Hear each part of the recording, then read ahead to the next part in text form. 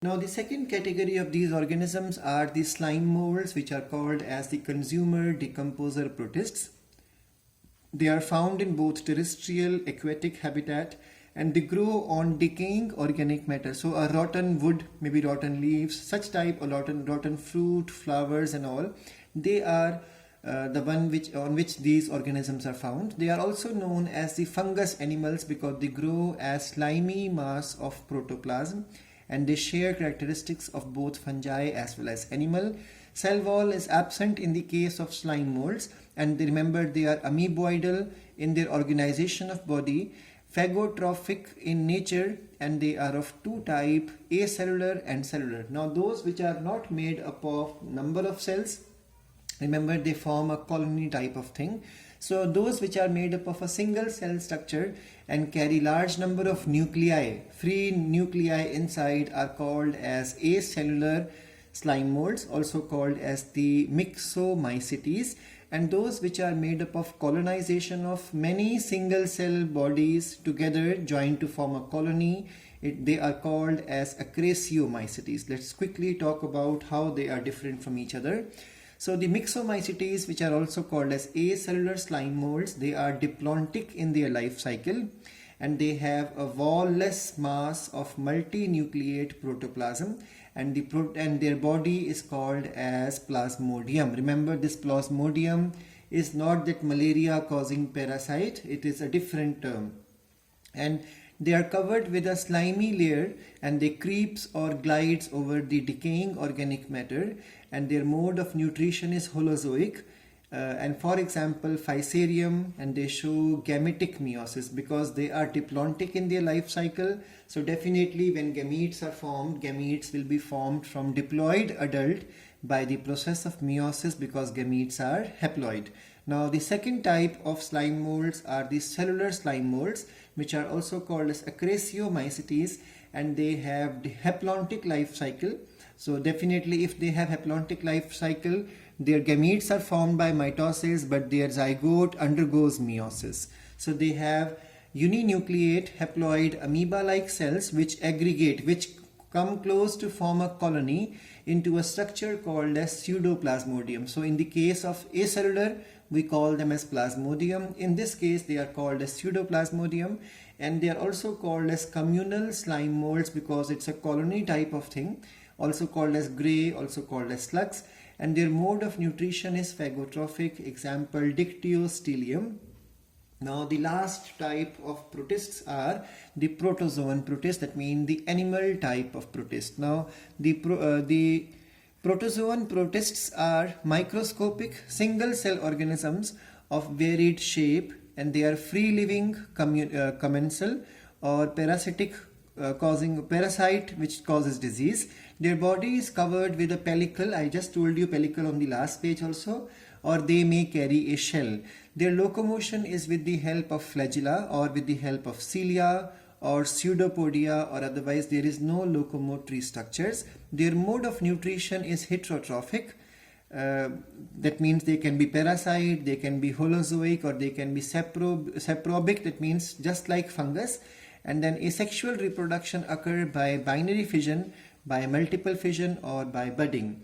The sexual reproduction occurs by syngamy or conjugation, and they form a cyst in unfavorable conditions for perennation as well as for dispersal. Now let's quickly talk about the various types of protozoan protists. So their categories are zooflagellates, sarcodynes, sporozoons, and ciliates. NCERT also gives you 2 or 3 lines about each one of them with examples. So let's start with the first one. The first characteristic is habitat. So all zooflagellates are mostly endoparasites. Very few of them are symbiotic in nature, and their locomotion occurs with the help of one or more flagella. Their nutrition is holozoic or saprozoic, and their asexual reproduction includes longitudinal binary fission. Sexual reproduction is absent in them, and they carry a single nucleus, and they do not have any defense structure. For example, Trypanosoma gambians, which you have learned in 9th class, which causes the African sleeping sickness and is carried by the vector called as tsetse fly.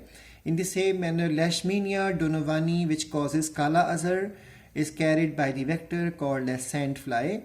And then we have the Giardia intestinalis, which causes the disease called as giardiasis. And then two important examples of symbiotic type are those which help the cockroach and the termites to digest the wood, and that is the Trichonympha, found in the intestine of termites, and Lophomonas, found in the intestines of the cockroach. Now this is how trypanosoma looks like. In the 9th class you have done this. The next category is the Sarcodines. The Sarcodines are mostly freshwater. Few of them are endoparasites. They have pseudopodia for locomotion, and their mode of nutrition is phagotrophic. They perform either binary sexual reproduction, binary fission, or multiple fission.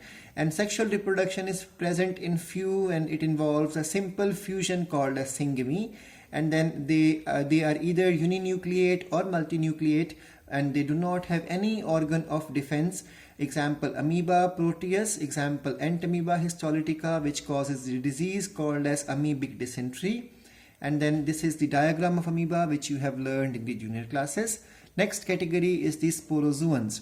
Sporozoans are all endoparasite. Remember, they are the only one which do not have any locomotory structure, and they are all parasites. So they are endoparasites, so they stay inside the body of the host, and they are disease causing, so pathogenic.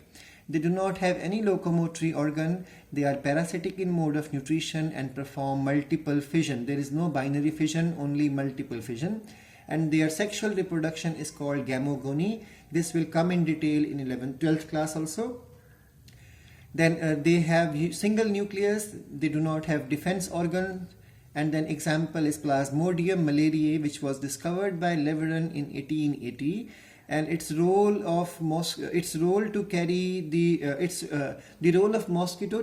it to cause malaria was discovered by Sir Ronald Ross in 1898. And this causes malaria, and its vector is the female mosquitoes.